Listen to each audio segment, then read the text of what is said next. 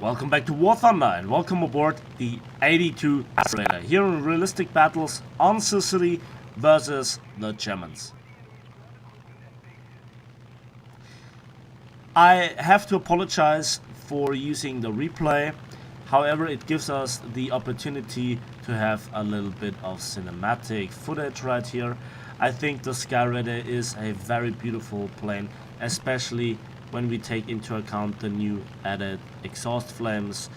And the problem is I actually recorded this plane this match rather, in a live commentary and with good footage. The outcome, the result is, in my opinion, spectacular for the plane and its reputation. I personally am a die-hard fan to the Skyraider. Wasn't in the beginning, but it changed with one particular match where I put down a match and won it, where I won against 4 jets. In the beginning, the AD-2 Skyraider had a battle rating of 6.7. Now it has 5.7. And that match that I just mentioned is on YouTube, featured by the Mighty Jingles, back from the day where he actually featured War Thunder, and I'm very proud of being the one that he featured in. But, you know, let's just not talk about the past too much. Let's just talk about the future and the present. The AD-2 Skyraider is a fantastic looking aircraft, and you can see it here on Sicily, as I mentioned. And I actually fired all my rockets. Now, why would I do this in this ground striker? Basically, I turned it into a fighter. Now, why would I do this? Well, for several reasons. First of all, curiosity. I wanted to see how the plane actually performs at higher altitudes, and especially against the Germans, it's very interesting.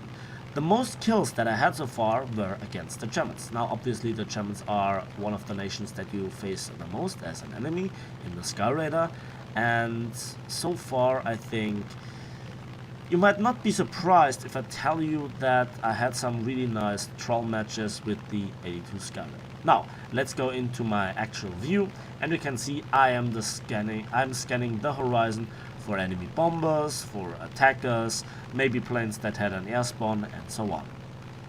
As it turns out, the Germans, nearly all of them, actually started from the airfield, which gave me a huge advantage. The Skyraider has a default weapon loadout of 12 HVR rockets, and you never can ditch them. That means you always have the rocket pylons, and they add drag to the plane. But you also have two 20mm N and M3 cannons with 400 rounds between them.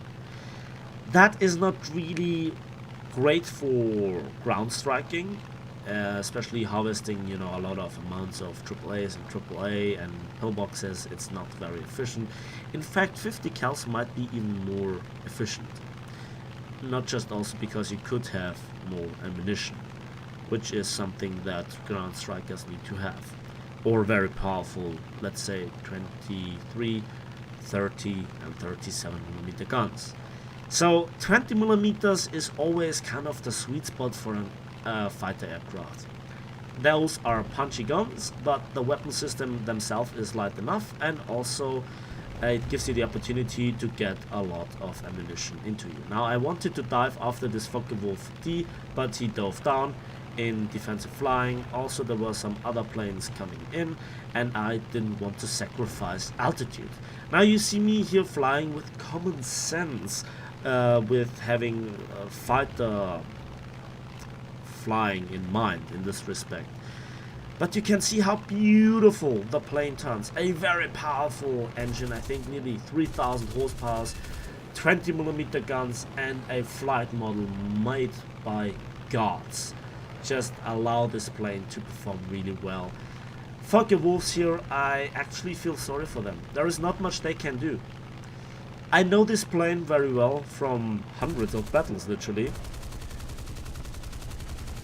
And there I actually saw off the wing of this Focke-Wulf. He will eventually go down, it will take a while, And there is a third Focke-Wulf. Now granted, that one is somebody that is very special. He turned too late, and I claim my second kill here. I nearly wanted to say third. Then there is a Focke-Wulf D behind me, and I immediately go into defensive flying mode. Knowing how Focke-Wulf struggle, I have an easy time avoiding him, especially because I get assisted by a friend. So in this respect, while he can do defensive flying for himself, I never feel threatened by a Focke-Wulf in this respect. Yes, if the Focke-Wulf has the altitude advantage, if he presses a head-on attack and so on, it obviously can pose a threat. You shouldn't be too cocky in this respect. You have to always simply keep in mind that when you make a mistake, you look like a fool. You look like a fallen troll, somebody that tried out how he can troll the enemy and how he failed, and then you have the loss against you. Another Focke-Wulf A in this respect is going in. I'm not quite sure if I hit him there, but it was close indeed. While the Skyraider wobbles a little bit around, the elevator authority and turning capabilities make more than up for it. And I claim my fourth kill already. By this time, also the second Focke-Wulf that I shot off, the wing, actually has gone down. And there is a fifth Focke-Wulf coming in, immediately going into defensive flying, and I'm just enjoying myself here. I know that he has a damn hard time correcting Focke-Wulfs. You can say what you want about me criticizing Focke-Wulfs and, rambling on about them, how ridiculous their handling is. Not to their advantage, I might add. But at the end of the day, just dealing with them, for me personally, is incredibly easy. Now, I made this very, very bold kind of stall maneuver here with the Skyraider, but you can see how forgiving it is. For a moment I was tempted to say, yeah, it's idiot proof. In fact, it isn't. I mean, if it would be that easy to fly, many more people would have tried it out and they succeeded in dealing with the enemy. But I have to say, overall, there is hardly any instructor influence, especially without the bomb load. Yes, the plane is heavy, but you also have a nearly around about 3,000 horsepower strong engine with a surprising amount of mid-altitude performance, I might say. At least if you can count up to 6,000 meters mid-altitude. It's open for discussion what you call it, but 6,000 meters is what I tested so far with it.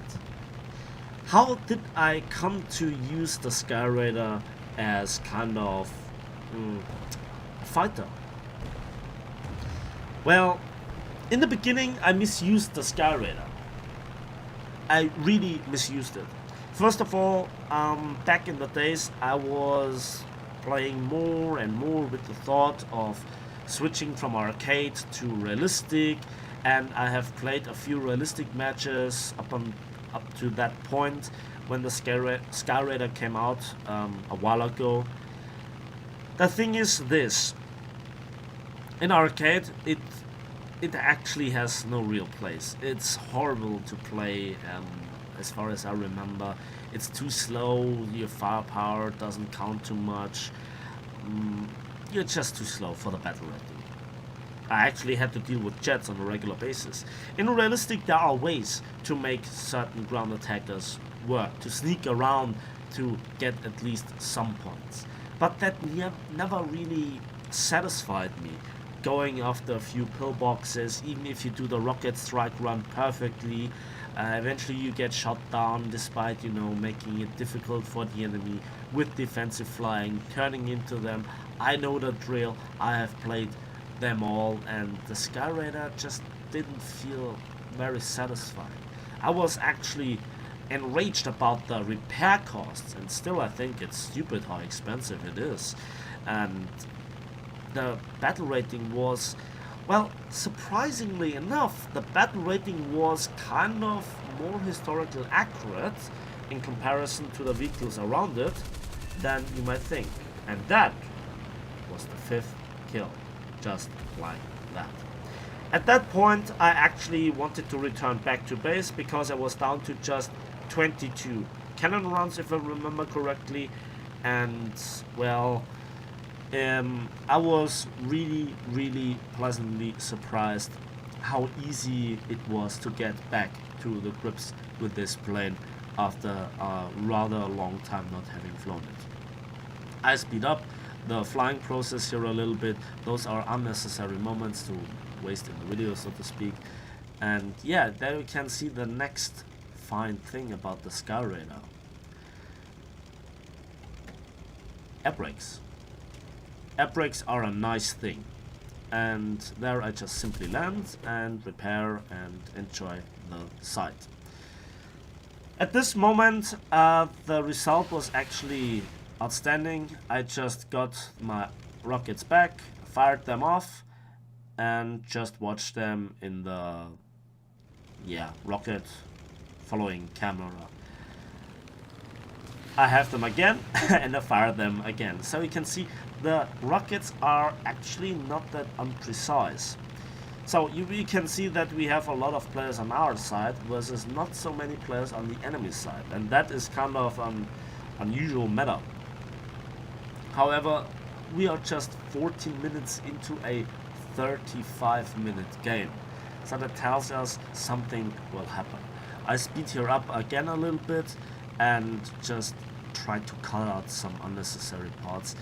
I could, record the match plain and just cut it and edit it, but again, I think playing around with the replay is something interesting, especially if you want to learn from your mistakes, the enemy mistakes, or if somebody was actually successful so far, how he actually did it. Now in this respect, this BF-109 was trying not to waste his altitude and speed advantage when he followed the P-51. A second BF-109 appears behind me. I actually spotted him a while ago, and now I'm going for, I tried to bait him a little bit, giving it a side profile, making a juicy target for myself that he then goes after. But it seems like he has learned his lesson from, me having already 5 kills. There are players in late game states that might surprise you, like this BF-109 K4. He came from below so hard, so fast, I did not really see him coming. I did not see him coming. He came basically out of a stealth position, and I have to give him a shout out for this attempt. It was really well timed. He actually catch me by surprise here.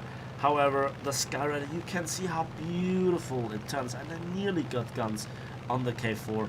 Now I wanted to insert a little bit of manual controlling, flaps and so on, and elevator control with the keyboard, but the handling was too rough.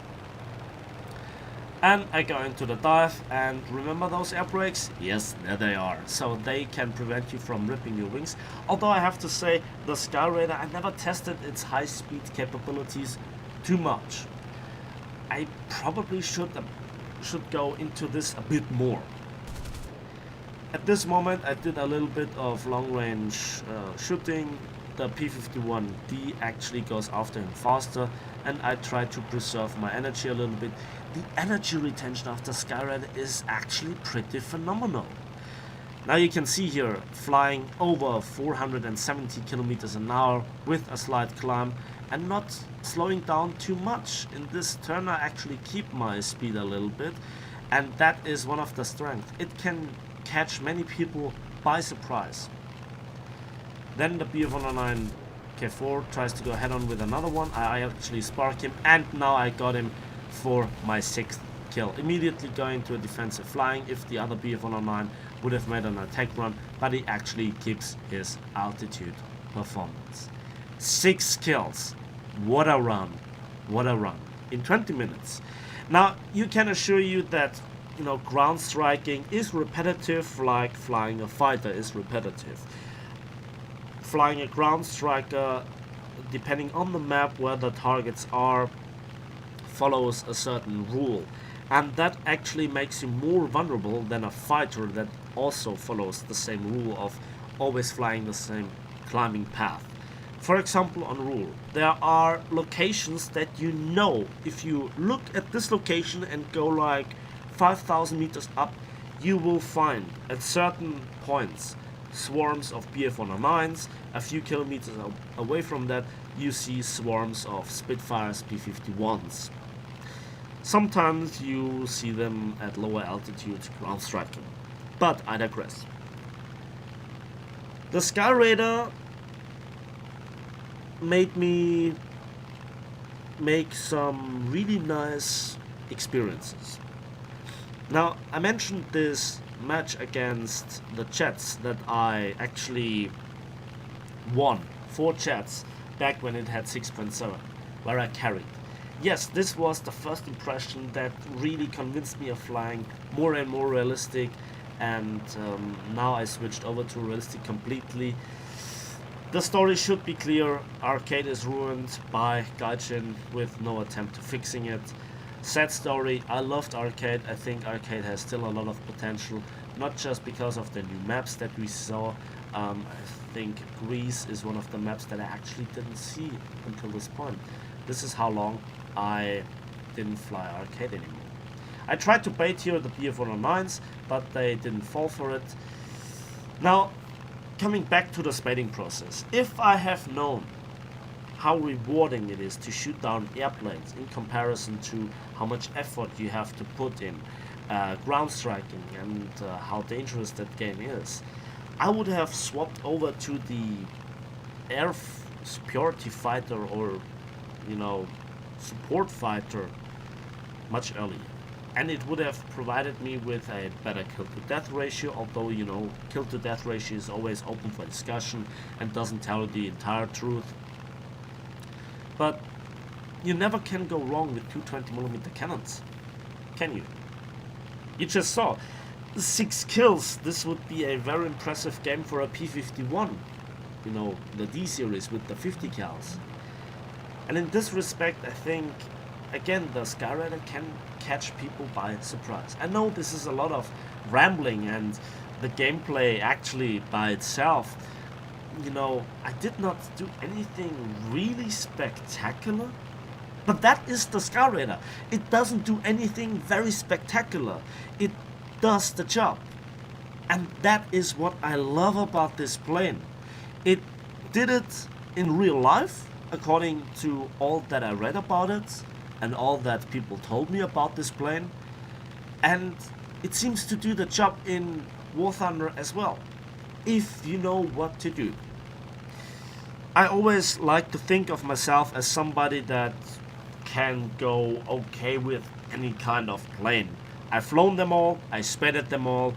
Yes, there is the jet level, but let's just exclude it from plane discussions, please, at least for the moment. And I always found there is something oddly satisfying about ground strikers. And that is always something that I miss about tanks. Now, fighters are about shooting down everything. Bombers are there to maybe shoot down planes that are on their tail, or to just bombing targets. And then there are the heavy fighters, which are a bit odd. Depends on the exact heavy fighter. Like the B603, it can ground strike and put bombers out of their misery with really nice flying capabilities, but being very fragile, especially on the wings. But then there are the dedicated ground strikers. Now, I named a series called the Duck Talk after one dedicated ground striker, Panzerknacker, or simply the German plane that American planes always love to go head on, and regretted it dearly. And as strangely as it sounds, I never made the connection. I always thought that the Skyraider is a fantastic plane in terms of handling and maneuverability and so on. And I always used the Duck in realistic battles to kind of troll. But I never made the connection to use the Skyraider for trolling. But is this really trolling? I mean, it's very effective, isn't it? And I use it as at its actual battle rating, 5.7. You see there is quite a change between 6.7 and 5.7.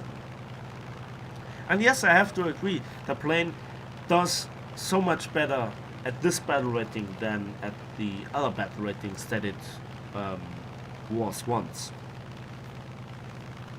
It might be open for discussion if you should planes like the Skyraider like that, but at the end of the day, the quintessence of me rambling here on is trying to find a new playstyle, something that not just your team but also the enemy doesn't think of, using certain advantages that you really did not really think about being advantages. The airspawn, for example, you got it on P-47s, which need them, and certain other planes, interceptors namely, and you get it basically with this as well. So why not just use it?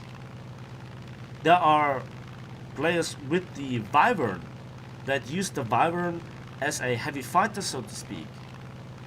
And in many respects, the Skyraider is similar to the Wyvern.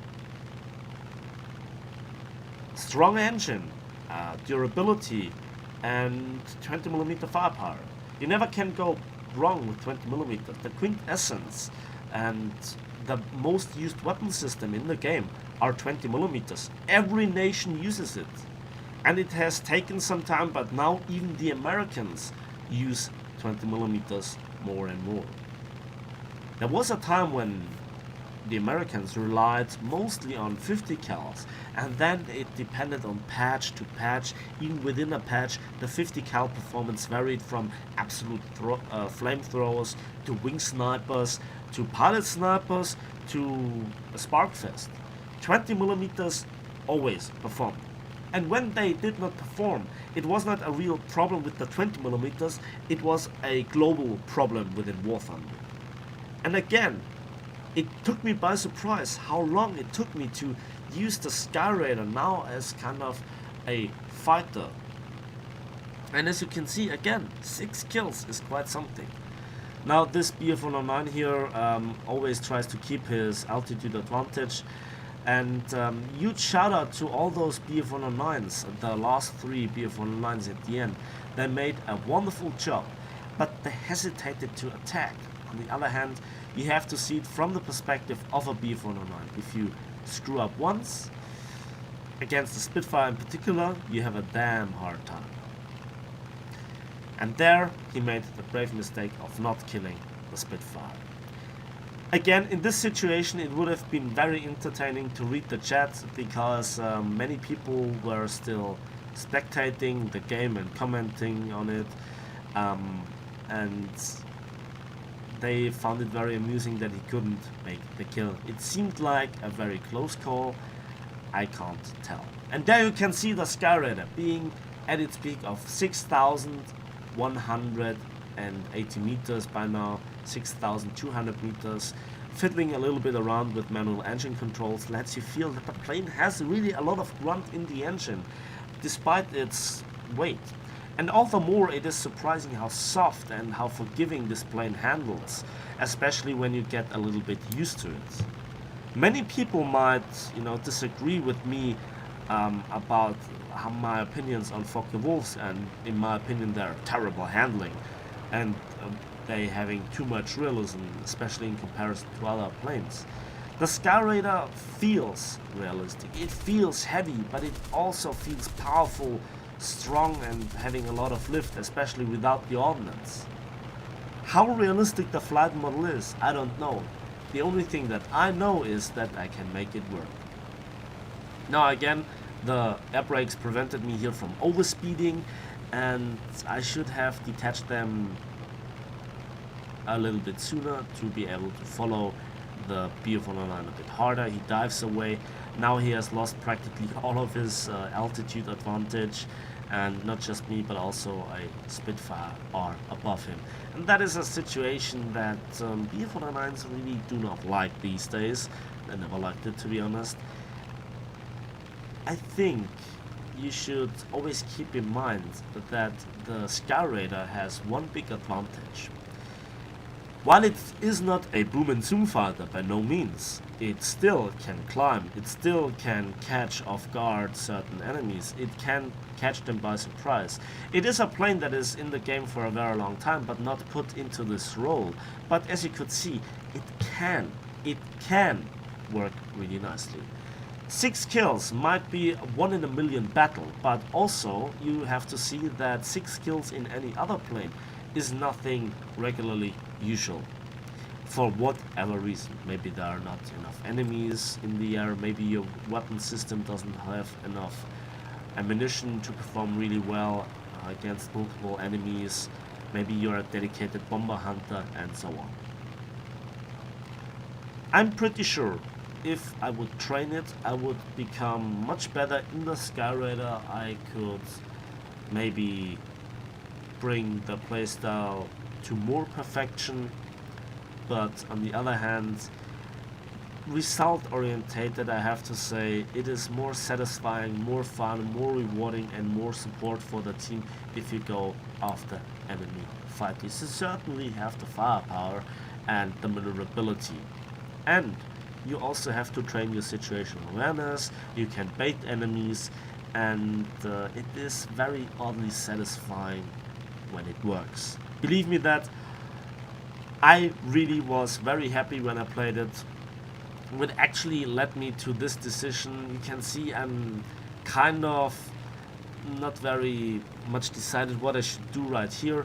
The two last enemy BF-109s, they are dueling with the P-51 and they are near their airfield. I don't want to fall to the AAA, but again I turn around, I thought to myself, I could make it maybe in time towards the P-109s if they are too long in a duel with the P-51, but the P-51, as you can see in the messages, crashed.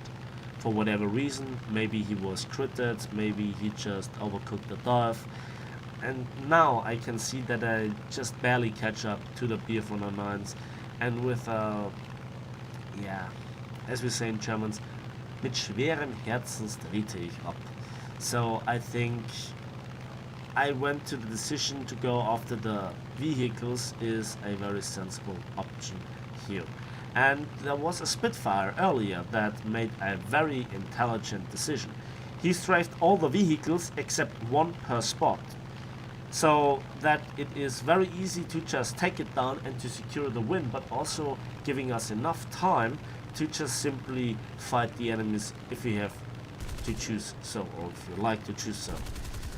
And I think that is just one of those American teams, together with a little bit support from my side, that turned out to be very enjoyable.